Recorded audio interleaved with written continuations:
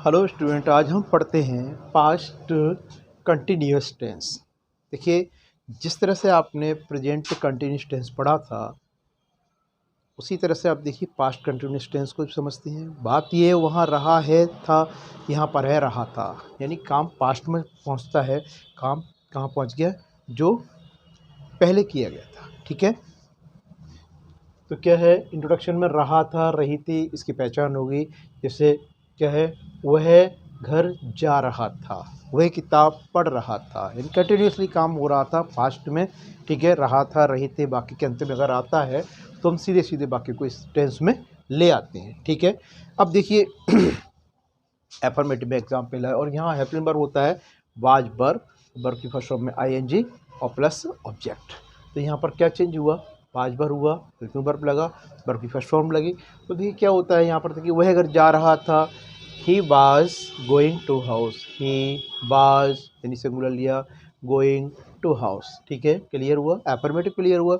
हम नेगेटिव की तरफ बढ़ते हैं तो क्या होता है, तो यहाँ पर आ जाता है सब्जेक्ट में, तो क्या बाज वर्ब नोट यहाँ पर आ जाएगा, बाज नोट बर नोट हो जाएगा, फिर वर्ब की फर्स्ट फॉर्म में आईएनजी हो जाएगी, फिर ऑब्जेक्ट हो जाएगा। देखिए एग्जाम्पल के द्वारा हम इसको यहाँ पर समझते हैं। तो क्या होता है, वह घर नहीं जा रहा था, he was not going to house. देख रहे हैं ना, he was not going to house. तो ये बिल्कुल इस रूल के अकॉर्डिंग ये हो गया। अब हम सेकेंड रूल की उसमें इंट्रोगेटिव की तरफ बढ़ते हैं तो क्या होता है, तो देखिए उसी तरह से बाज वर्ब को हम सब्जेक्ट से पहले ले आते हैं, वही काम करते हैं जो पहले आपने किया था। बाज वर्ब से पहले क्या किया, सब्जेक्ट को ले आए। तो क्या हो जाएगा, बाज verb subject plus not plus verb की फर्स्ट फॉर्म में आईएनजी प्लस ऑब्जेक्ट। नॉट को कोष्टक में इसलिए लिया है क्योंकि ये अगर नॉट होता है तो आएगा और नहीं होता है तो नहीं आएगा।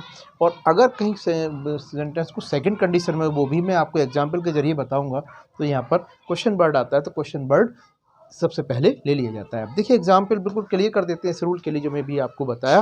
क्या रूल होते हैं, क्या वह घर जा रहा था, तो क्या हो जाएगा, was he going to house. ठीक है, ये पहली कंडीशन में हुआ। सेकंड कंडीशन है, क्या वह घर क्यों जा रहा था, बात आती है क्यों, तो क्यों यहाँ पर वाई यहाँ पर आ जाती है और शेष रूल सब वही रह जाता है, why was he going to house. देखो ये सब सेम है, इसलिए वाई को सबसे पहले ले आते हैं। तो एक बार देखिए फिर हम इसको रिपीट करते हैं। तो किसका प्रयोग होता है, बाज वर्ब का प्रयोग होता है। वह घर जा रहा था, he was going to house. वह घर नहीं जा रहा था, he was not going to house. क्या वह घर जा रहा था, was he going to house. वह घर क्यों जा रहा था, why was he going to house. इस तरह से हमने इस स्ट्रक्चर को समझा और इससे संबंधित जो भी वाक्य हैं बड़ी अच्छी तरह से आप उसको समझ जाएंगे और आगे प्रयास करिए और अपनी लैंग्वेज को सही करिए।